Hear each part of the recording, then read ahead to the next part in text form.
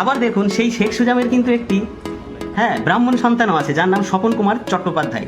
তো অন্ধভক্তরা, তোমাদের একটা কথা বলি, তোমরা এই নির্বাচন কমিশনকে নিয়ে কিছু বললে তোমাদের গায়ে ফসকা পড়ে। নির্বাচন কমিশন ধর্মের ভিত্তিতে যে ভোটার লিস্ট তৈরি করেছে এসআইআর নামক একটি নিপীড়নের মাধ্যমে তার জলজান্ত উদাহরণ। দেখুন, এখানে একটি পরিষ্কার নাম দেখতে পাচ্ছেন, স্বপন কুমার চট্টোপাধ্যায়, ব্রাহ্মণের সন্তান। তো মুসলিমের ঘরে ব্রাহ্মণের সন্তানের জন্ম হয়েছে। স্বপন কুমার চট্টোপাধ্যায়, পিতার নাম শেখ সুজাম, ভোটারের বয়স 74 বছর।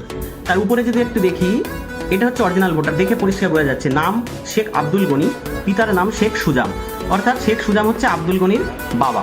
আব্দুল গনির বয়স হচ্ছে 28 বছর। আবার এদিকে দেখুন, এই দেখেন শেখ আজিম, পিতার নাম শেখ সুজাম, বয়স 30 বছর, অর্থাৎ শেখ সুজামের 30 বছরের একটি সন্তান আছে এবং 28 বছরের একটি সন্তান আছে। আবার দেখুন, সেই শেখ সুজামের কিন্তু একটি ব্রাহ্মণ সন্তানও আছে, যার নাম স্বপন কুমার চট্টোপাধ্যায়, পিতার নাম শেখ সুজাম, বয়স হচ্ছে 74। মানে আমি নির্বাচন কমিশনারকে একটু নির্লজ্জ অসভ্য কমিশন বলেছিলাম বলে অন্ধভক্তরা আমাকে গালাগালি করেছিল। তো অন্ধভক্তরা, তোমাদের একটা কথা বলি, তোমরা এই নির্বাচন কমিশনকে নিয়ে কিছু বললে তোমাদের গায়ে ফসকা পড়ে।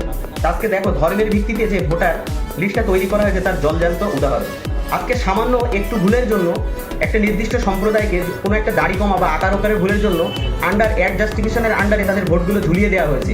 আর আজকে এটা তোমাদের চোখে পড়ে না? এগুলো তোমাদের চোখে পড়ে না অন্ধভক্ত? দেখো, এগুলো চোখে পড়ে না? স্বপন কুমার চট্টোপাধ্যায়, ব্রাহ্মণের সন্তান, শেখ সুজামের ঘরের জন্ম, এটা মেনে নেওয়া যায়? 74 বছর বয়স। তো এই ধরনের নোংরামো, এই ধরনের মানে কি বলবো, এটা নোংরামো বলবো না কি বলবো না দলদাস বলবো? তো বন্ধুরা, এই ভিডিওটি বেশি বেশি শেয়ার করুন এবং নির্বাচন কমিশনের যে কুকীর্তি, সেই কুকীর্তি চারিদিকে ছড়িয়ে দিন। তো আগামী দিনে বাংলায় যা ঘটতে চলেছে তার জন্য দায়ী থাকবে নির্বাচন কমিশন এবং একটি নির্দিষ্ট কমিউনিটিকে কোণঠাসা করার চেষ্টা করছে। আজকে এই ভোটটা কিচ্ছু হতো না।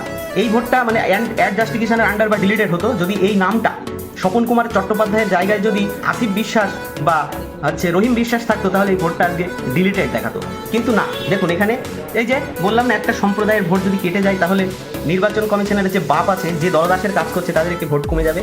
তো তার জলজান্ত উদাহরণ। ভিডিওটি বেশি বেশি শেয়ার করুন এবং আপনার একান্ত মতামতটি জানান। আর আপনাদের কোন কোন এলাকায় এই ধরনের কুকীর্তি আছে অবশ্যই তোমরা কিন্তু কমেন্টসে মেনশন দেবে। ভিডিও শেষ করার আগে একটাই কথা বলবো, কেউ প্ররোচনায় পা দেবেন না, অযথা ঝামেলায় জড়াবেন না। আজকে যে পরিস্থিতি তৈরি হয়েছে, এই পরিস্থিতির একটা হাল হবে। সবাইকে বলবো একটু সাবধানে থাকবেন আর বিশেষ করে কারোর প্ররোচনায় পা দেবেন না। দেখা হবে পরবর্তী ভিডিও ভালো লাগলে পেজটি ফলো করে আমাদের সঙ্গে থাকবেন। টাটা। অবিশ্বাস্য তথ্য, আপনার নাম যদি শিলাজিৎ দাস, ফসফস অথবা নাম বিদ্যুৎ দত্ত, পিতার নাম ঔরঙ্গাবাদ বারুইপাড়া, এমন কিছু অদ্ভুত নাম হলেও তবুও অনেকের নাম কিন্তু অ্যাপ্রুভ ভোটার লিস্টে উঠে গেছে। শুনতে অবাক লাগছে? আজকে আমি আপনাদের কিছু প্রমাণ সহ প্রথম উদাহরণ দেয়। পিতার নাম তঞ্জিরা সাউদি, এত অদ্ভুত সত্ত্বেও এই নামটি কিন্তু অ্যাপ্রুভ লিস্টে উঠে গেছে।